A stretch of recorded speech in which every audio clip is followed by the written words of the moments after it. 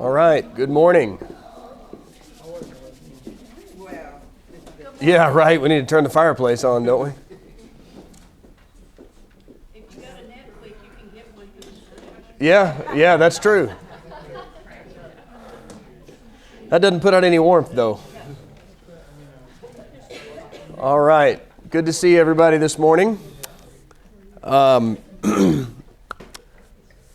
We are in 1 Corinthians chapter 14, and we're going to finish up that chapter today. And on Wednesday, we'll get into chapter 15, and I've got a new handout up here for chapter 15, if you would like to get one of those.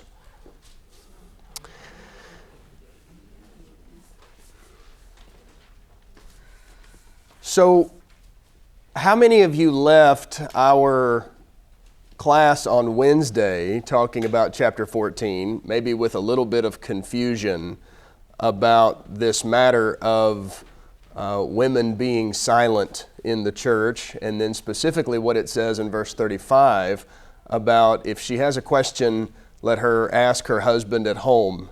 How many of you had a question about, like, well, when does this just apply all the time? Or somebody asked me, well, what about in like Bible classes? Is that different than the worship periods? And so did anybody kind of have some questions along that line? Okay.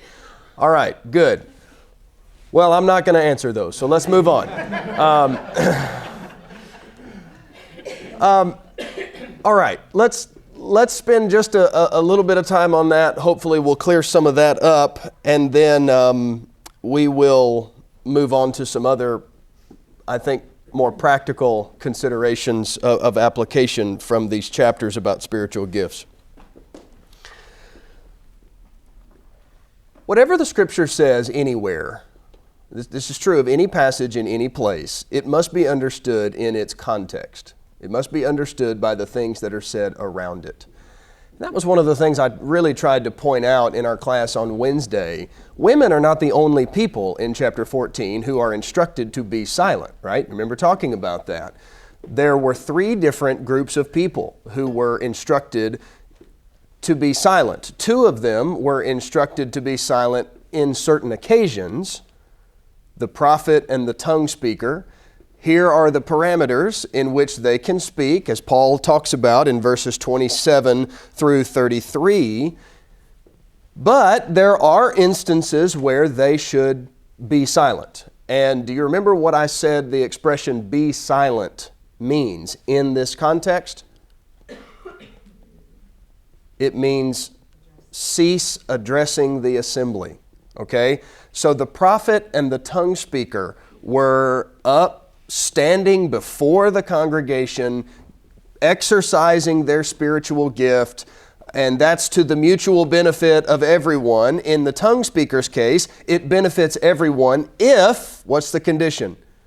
If there's an interpreter present. If there's not an interpreter present, he must be silent. He must sit down and stop addressing the assembly, because his language that he's speaking is not helping anybody but himself. All right? And what about the prophet? If he's up prophesying, speaking forth the truth of God, he is up and teaching, and that's benefiting everybody. But what was the circumstance that he had to stop speaking and be silent? If revelation was given to another who was, and do you remember what it said? Another who was seated, which implies the prophet who's speaking is up, standing before the congregation, right? Okay, so in those circumstances, those people must be silent. So Paul regulates their instruction. Whatever be silent means for the tongue speaker and the prophet is also what it means for the women. It's the same word that's used. It's all in the same context. So be silent, when it says in verse 34, women are to keep silent. What does it mean? They're not to be up addressing the assembly. That's what it meant for the others. That's what it has to mean for her. So, this is not a demand that women all the time should just be absolutely silent, not even make a noise. If that was the case, then she couldn't even sing, as Ephesians 5 and Colossians 3 instruct us to do. I think this needs to be understood in light of all the New Testament teaching about gender roles. In 1 Timothy chapter 2, for instance, Paul talks about how he does not permit a woman to teach or to have authority over a man. If the woman is up before the assembly, standing, speaking, what is she doing? She would be exerting authority, okay?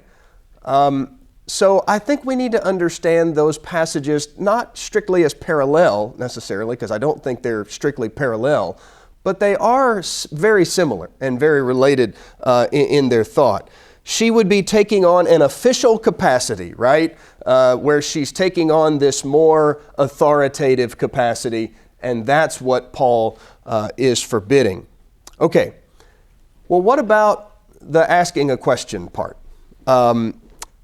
Verse 35, if they desire to learn anything, let them ask their own husbands at home, for it is improper for woman to speak.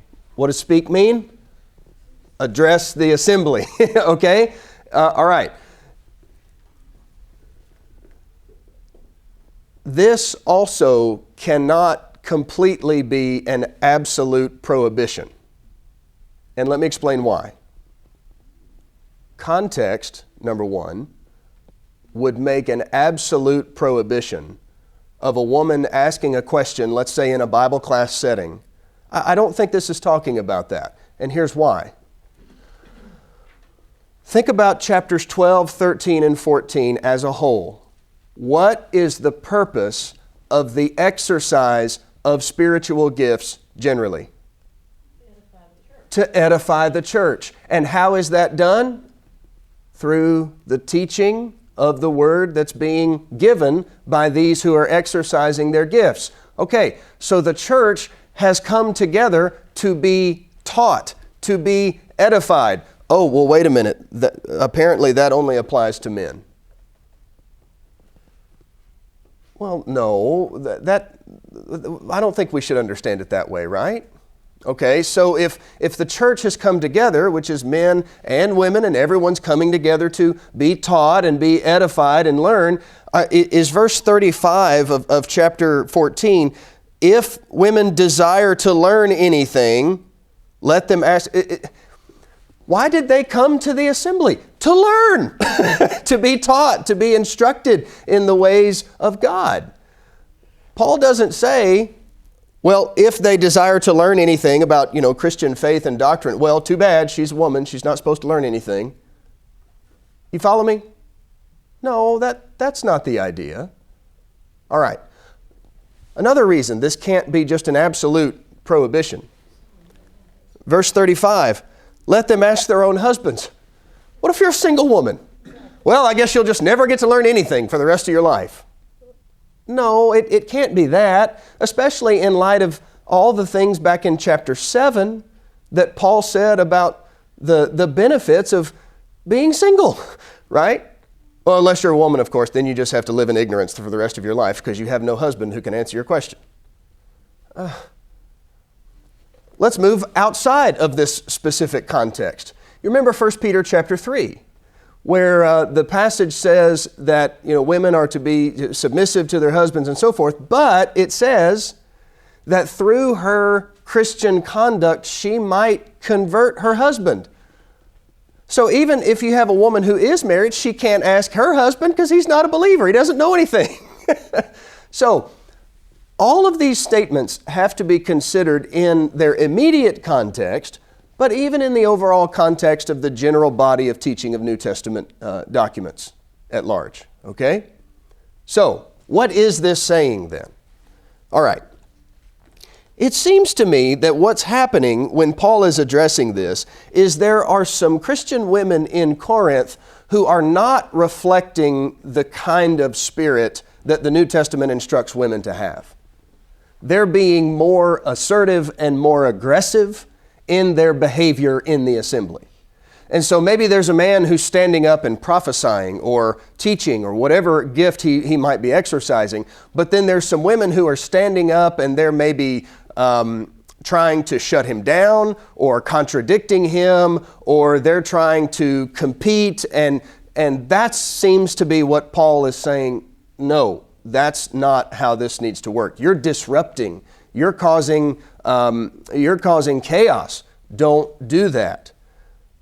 So, can you ask a question in our Bible class? Yes. Lori raises her hand. I call on her and say, yes, Lori, what is your question?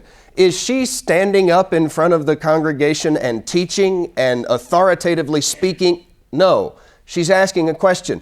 Why? Because the teacher gave her the opportunity to ask the question. There's no authoritative struggle here.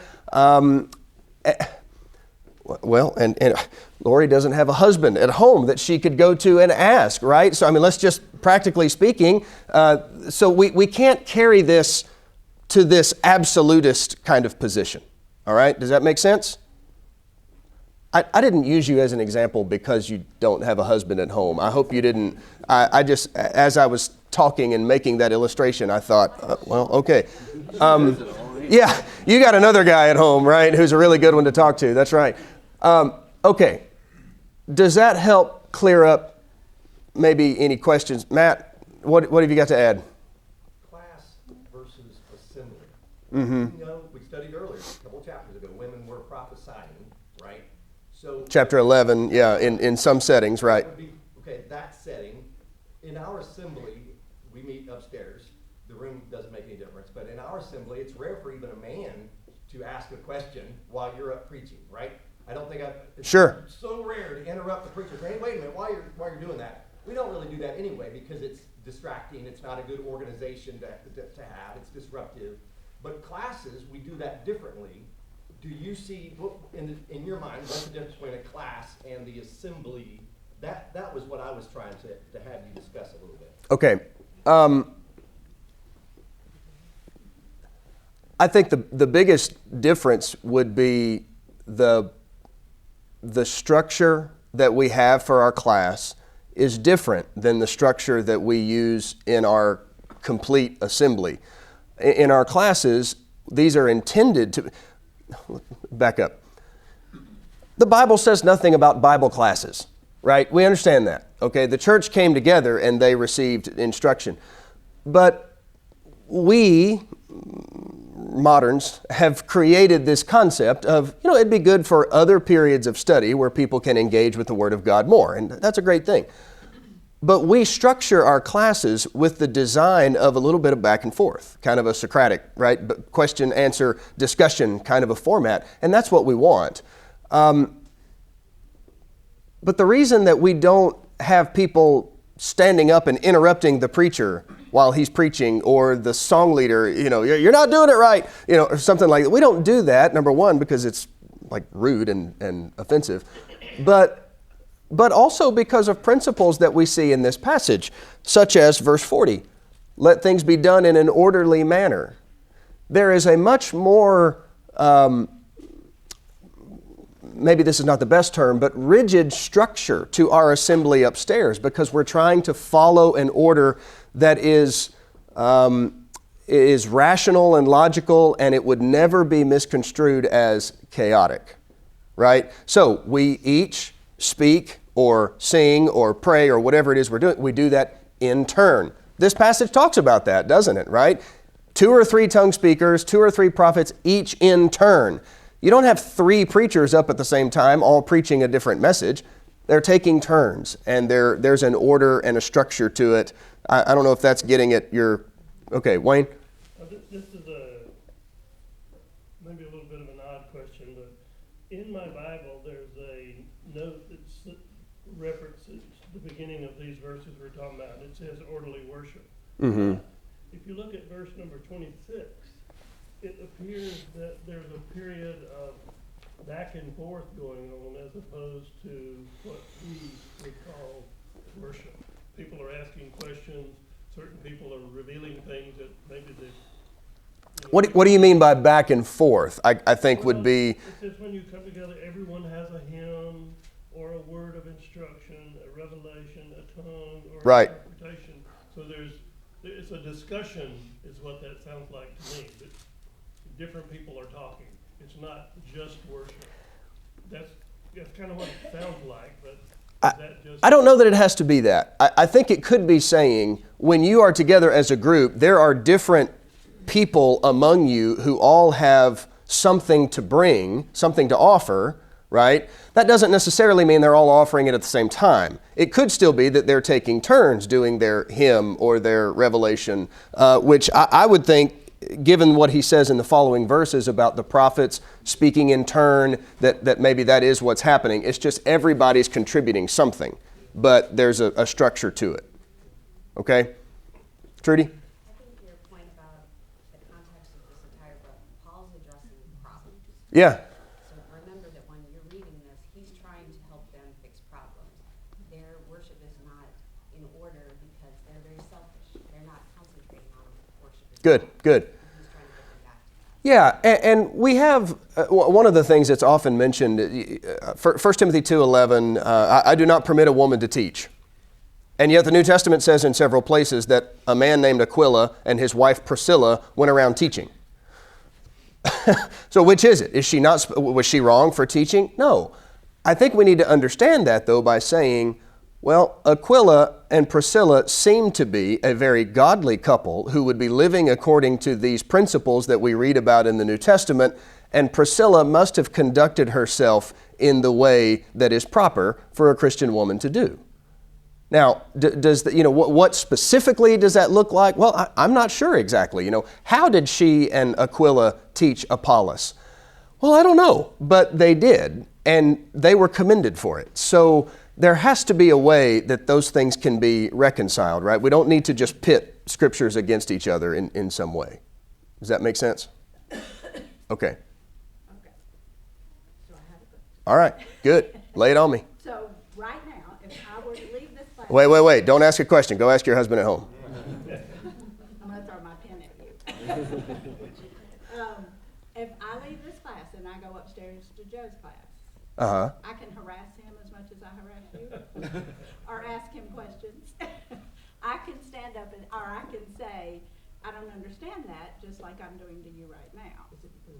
Yeah, absolutely. Even though it's in the auditorium. I mean, I wouldn't harass. I wouldn't use that word. But can you raise your hand and be called on by the teacher and ask a question? Just like Sure. I'm What would asking you. the difference be? Because you're in the assembly where you have this service. No. So, do you? It sounds like you're connecting it to the location. I am, yes, I am. Okay. That's- But if we all were, having our worship service outside under the shade tree, right? Then we would still conduct our worship the way that we do in the auditorium. The location wouldn't make the difference. This is a Bible class, that's a Bible class, right? The location is not the issue, but when we have all, like right now we're divided, we're spread out, the kids are in their rooms, we're in our room, everybody's split up. We're intending this hour to be a back and forth engagement, but when all of us come together in that one spot, whether it's in the auditorium or under the shade tree or in the old tent meeting style of 100 years ago, all of us have come together. Now our purpose is not to have back and forth engagement in studying the Bible. The purpose is we're worshiping and we're following this structure that we have traditionally organized, and it's a different intent and purpose. Okay, Wayne? It's important to note that in these times, in these places, there were not established congregations, if you will, of the Lord's church, like we have today, where we have a building and a worship area and a study area and so forth. Most likely, they were meeting in different places. Some of them could have been outside in people's homes and so forth, which is, we know Sure. they did around Right. Jerusalem because they were afraid of being killed. But Right. Yeah. I get your point. They didn't have church buildings by and large in the way that we do today. Just a little bit of pushback on your wording. Well, there were local congregations of people, right? And I understand what you meant.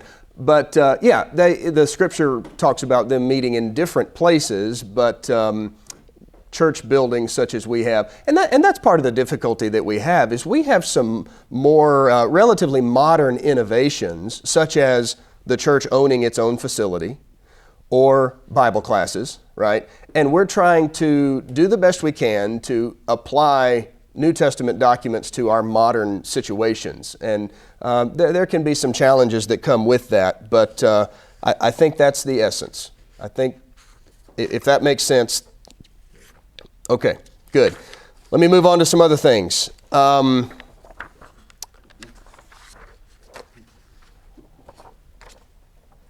right. I'm going to get on the old whiteboard here. The old whiteboard. You say the old chalkboard. Now whiteboards are outdated. Can anybody see black?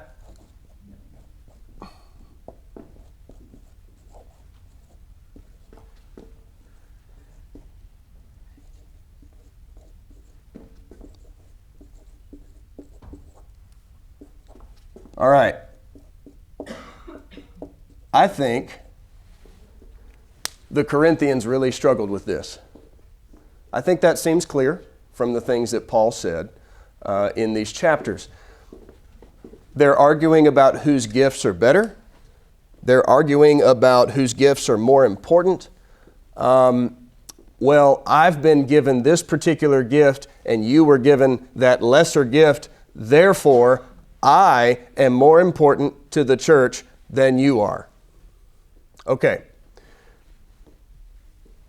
We're not dealing today with miraculous spiritual gifts and comparing one gift to another.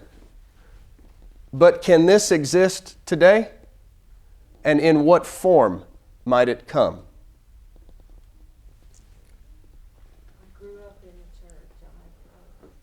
I grew up in the church. I was born with one foot in heaven. And I've got this all figured out. And you need to listen to me because I come from a long line of good old Christian people and we got it all figured out. All right? How else could this be manifested? I'm the preacher. Who are you?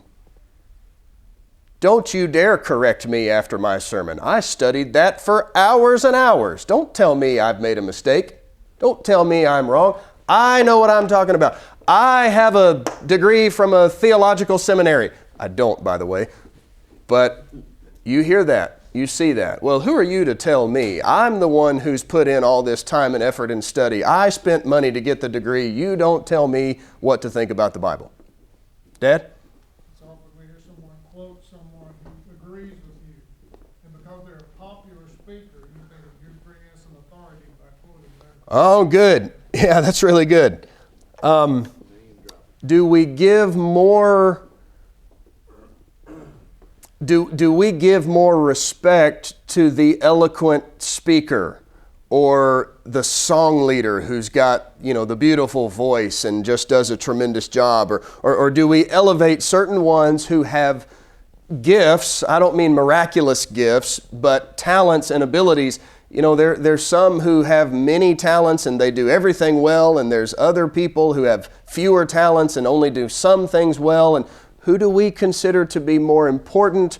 If we were drawing a team, we got two team captains and we're going to pick sides, who are we picking first, right? And why? Not that we would ever do that. This is not church kickball, but all right. I think that's something for us to think about. It's an application that we need to make. All right. Anything else to add to that before I move on? Ben? Yes.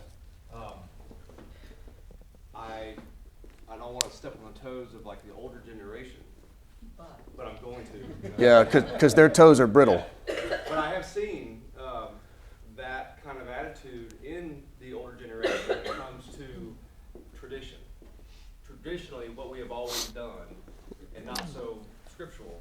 Why Sure, we've done right. And so, and I'm not saying everybody, but Sure. it has. All right. It has come out that way. Absolutely. But let's give balance to the other side. Do we ever see this attitude among younger people?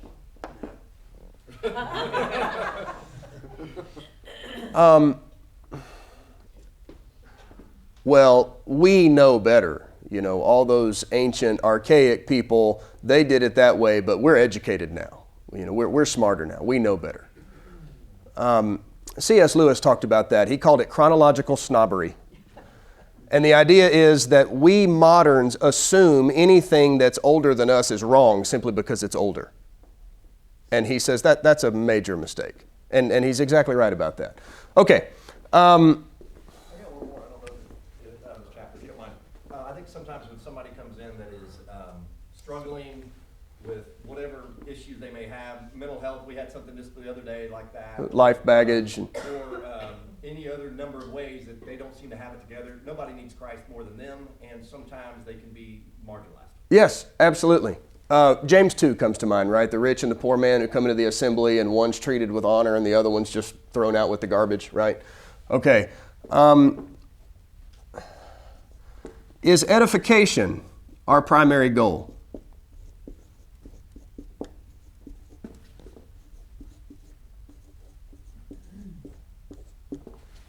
How many times did we see Paul say things like, let all things be done for edification? There is a purpose of our coming together, multiple purposes. One of them is, of course, to honor God and to praise Him and exalt Him. But the other purpose for our benefit is our edification. And whatever is said in our sermons, in our prayers, in our songs, it needs to do those two things. It needs to either honor God or build up the church. If it doesn't do those things, then it's no good. And it shouldn't be said, it shouldn't be sung, it shouldn't be preached or prayed, etc. One of the things that, as a preacher, I struggle with, it's very challenging for us to, we can spend hours and hours studying a topic, and we can get into some real depth. We can chase rabbits all over the place, and we have this breadth and depth of knowledge that comes by virtue of the fact that you all make it possible for us to study the Bible for a living, right? But sometimes there are things that we study that are so deep in their scope that if I was to get up in the pulpit and preach and plumb the depths of that subject, you would all be saying, this guy's awful. This sermon is not helping anybody. Or all this is doing is him showing off how smart he is. Not that you guys would ever think that about my sermons, but if it's not done for edification, if it's not helping anybody else, don't preach it. It doesn't serve. It doesn't meet that aim. We have to be understood. It's like chapter 14 and verse 9.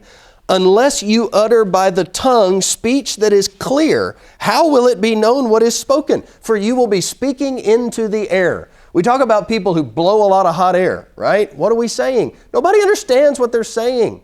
Or, well, he's just running off and, making a bunch of comments about how smart and great he is, and nobody wants to hear that. But our purpose must be edification. What is our purpose, or one of our purposes, in our singing? Right?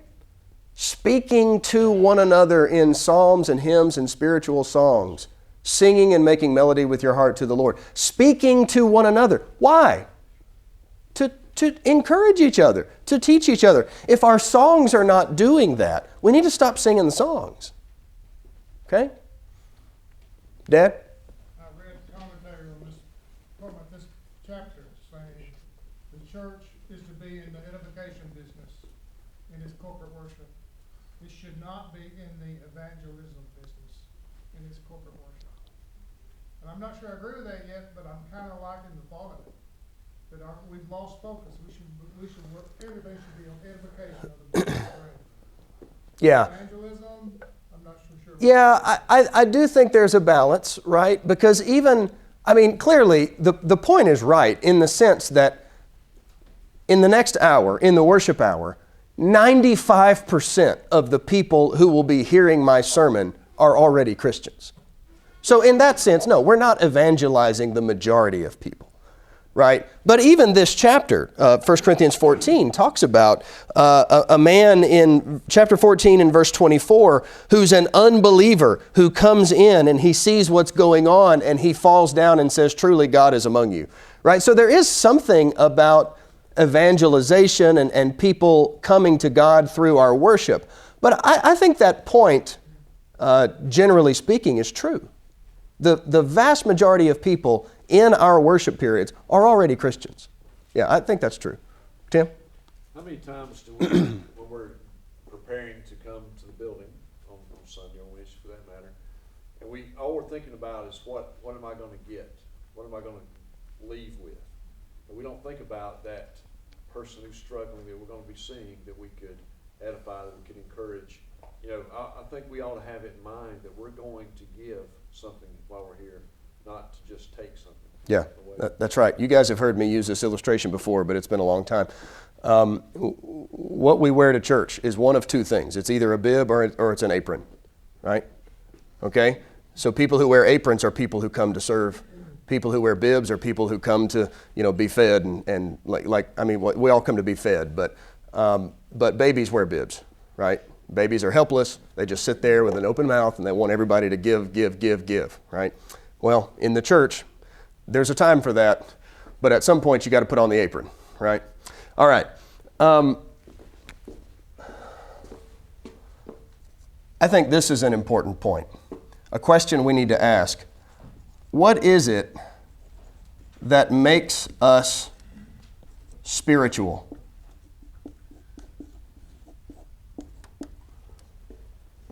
Whoops. When you're saying different things in what you're writing, sometimes you leave out words. What is it that makes us spiritual? What would the Corinthians possibly have said? Oh, I'm spiritual. I'm a tongue speaker. I mean, man, I can say some really great things. I don't understand them, but I can say them. Or I'm one of God's prophets, and I can stand up and I can teach the very words of God. Man, I'm spiritual. Is that true? Well, apparently not. I mean, look at how they're treating each other. Look at the competition that they're having with these gifts. That's not spiritual. That's earthly. That is as worldly as it can be because they are competing. And to go back to this first point, what is it that makes us spiritual? And there may be lots of things that we might answer when asking this question. What is it that makes us spiritual? Well, I've been a Christian all my life. I'm third generation Christian. I'm spiritual. You could be, but you might also not be. Well, my daddy was a preacher. I'm spiritual. Maybe. You might be, but you might not be.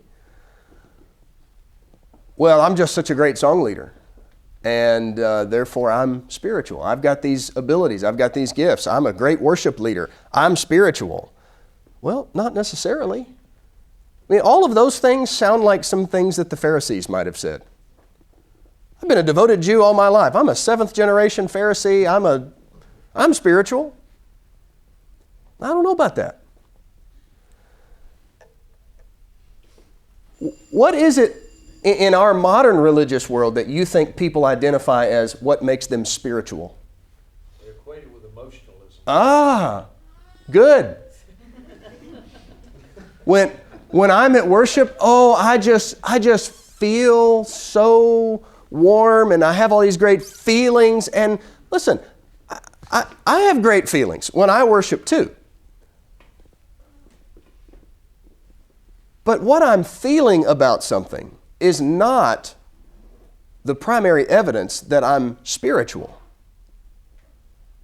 Is it not possible that people could express their emotions in different ways, but all of them could be deeply spiritual people?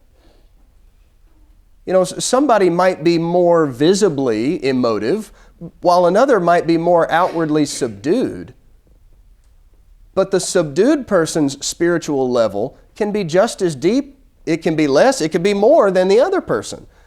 Our outward expressions of our emotions are not good metrics to use to determine someone's spirituality. Joe, you were going to say something?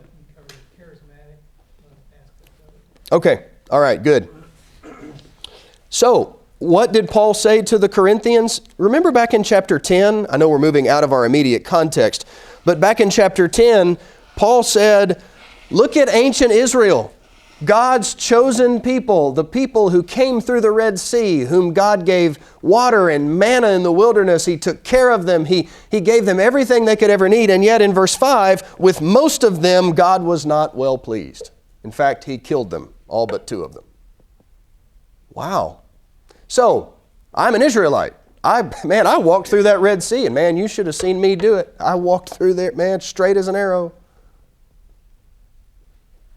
And now you're dead because you've lost faith, because you didn't have enough trust in God. I think there are things that we feel like we could change. If we would just change the order of our services or the length of our services, or maybe if we would dim the lights a little bit in our services, or if we would sing extra songs or sing less songs, all of these things would make us more spiritual. No, they won't. No, they won't. The person who doesn't want to be there, extending the service time is not going to make it more spiritual. If anything, it's just going to make it more angry. All of those external things are not the things that make us spiritual. What makes us spiritual is some of these previous points, right? Do we know the purpose as to why we're coming together? Are we coming before the Lord with attitudes of humility and unity, right? Those are some of the things that truly make us spiritual. Is it about Him? Is it about others? Or is it about myself? All right. And here's the last thing.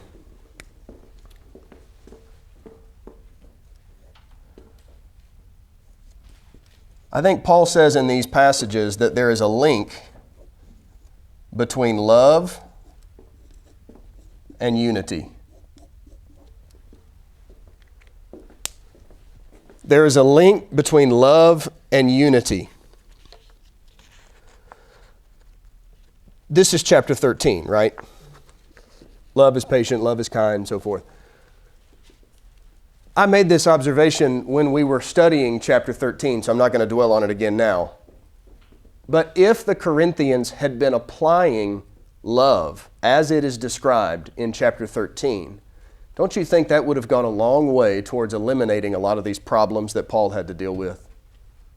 The church is divided, split into factions over these different problems, but fundamentally, they're split and divided because love is not the way that they're addressing the problems. They're not dealing with their problems from the right, or in the right way, which is the more excellent way, as Paul called it, the way of love. There's a link between love and unity that the Corinthians missed, and I don't want us to miss that. All right? Okay, final thoughts. Chapter 14.